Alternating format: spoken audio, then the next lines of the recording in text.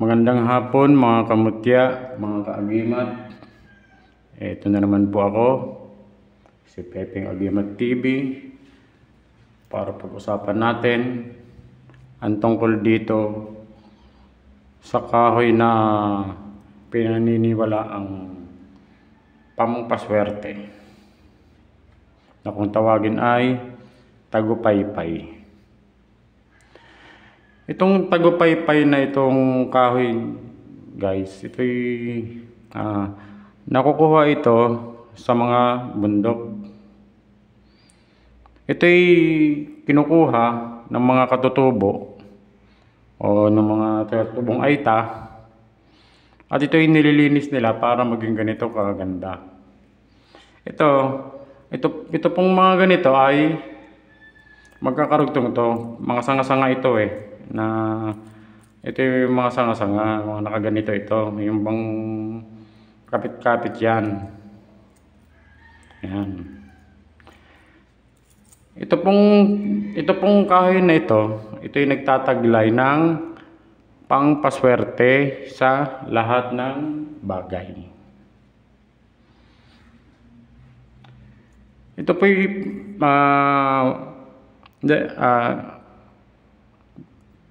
ginagamit din sa negosyo, trabaho, pati sa pag-ibig.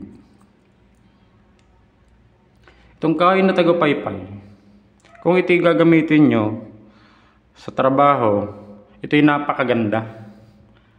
Dahil kung kayo ay may amo, o kaya boss nyo, manager, na medyo may kasungitan, kayang paamuhin ito pag ikaw ay nagtataglay nito, itong kahoy ng tagupaypay. Dahil ito ay mayroong kapangyarihan sa panghalina, na sino man ang makakasalamuha mo na nagtataglay ka nito, yun ay mababait sa iyo.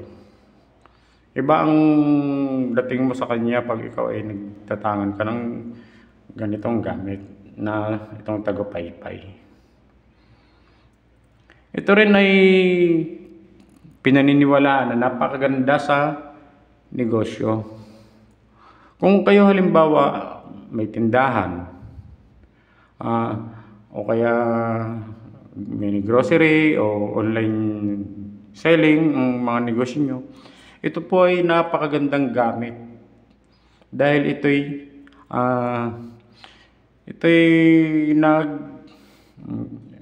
yung bang parang kinakawayan niyang swerte palapit sa iyo, sa inyong tindahan o kung anong mga negosyo. Yung mga korting kamay na ito, ay simbolo na kinakawayan nila papunta sa iyo o kung anong mga negosyo mo ang mga customer, para doon pumunta. Ito lamang ay nilalagay sa lagayan ng pera, itong kahoy ng tagupaypay. Ito rin po ay napakagandang gamitin bilang panggayuma. Ito lamang po ay itatangan nyo, ibubulsa o ilagay sa maliit na bote. Ito. Tapos pwede nyo ring ilagay sa pabango, para pag in-spray nyo sa katawan nyo yung pabango at nakababa dito, sino mang makaamoy na makasalubong mo, kung lalaki ka makasalubong ka ng chicks, siguradong paglampas yung dalawa may second look pa yun. At kung ikaw naman ay babae at ginamit mo ito, iniligay mo sa pabango, malamang pag may daan-daan ng lalaki, meron pang mga pasipol-sipol na nalalaman ng mga lalaki dahil sa lakas ng dating mo. Dahil ito ay nagtataglay ng gayuma. Dahil ito yung natural na panghalina. Ito rin po ay napakagandang gamit, lalo na kung ikaw ay pamilyado ng tao. Dahil ito, simbolo ng pagkakaisa. Dahil ito po ay magkakapit ng ganito yan. Pinakasanga niya ito. Tapos ito namang kabila ito, may nakaganon din yan. Ibig sabihin, kapag ikaw yung nagtatangan nito, ang relasyon nyo ng yung asawa, ng pamilya nyo, hindi masisira. Dahil, yun ay madadala ng kapangyarihan ng tagupaypay. Na, ang gusto ng tagupaypay, na kayo ay sama-sama. Ito pong kasi, kaya ito hiwa-hiwalay. Kasi yung mga,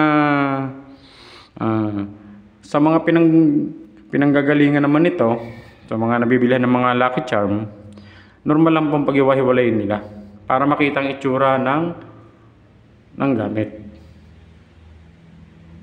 Hindi naman po sa porke ikaw ay bumili ka ng Lucky Charm na gaya nito, ito'y walang bisa dahil binili mo lang. Hindi ho. Sadyang ito ay nagdadala ng swerte sa lahat ng bagay. At saka isa pa, kung iisipin mo naman na ikaw mismo ang dapat kumuha, aba, mahirap pumunta sa bundok at hindi mo alam kung anong itsura ng puno nito kung ikaw ay hindi ka pamilyar sa mga puno ng kahoy. Kaya ito, kahit na mismong mga napagkukuhanan nito, ito'y galing sa mga katutubo. Sila ang kumukuha nito. At ito ay ibinabagsak nila sa mga tindahan ng mga tindahan ng mga medalyon, ng mga pang Lucky Charm. Ito po. Kaya po sa mga nais na gumamit nito, sundin nyo po yung mga sinabi ko at intindihin nyo po kung para saan gamit. At sana po may natutunan kayo sa ating pinag-usapan sa araw na ito. Sana po lagi ninyong susubaybayan ang aking mga susunod na video pa. Salamat po sa lahat ng mga nag-subscribe, sa mga laging nanonood at sumusuporta sa aking mga videos. Sa mga hindi pa po nakapag-subscribe, paki-subscribe nyo naman po. Paki-click ang notification bell para po napapanood nyo ang mga bago kong i-upload na video. Kung sakali po, paki-like and share na rin para po nakikita ng iba. Hanggang dito na lamang po at magandang hapon.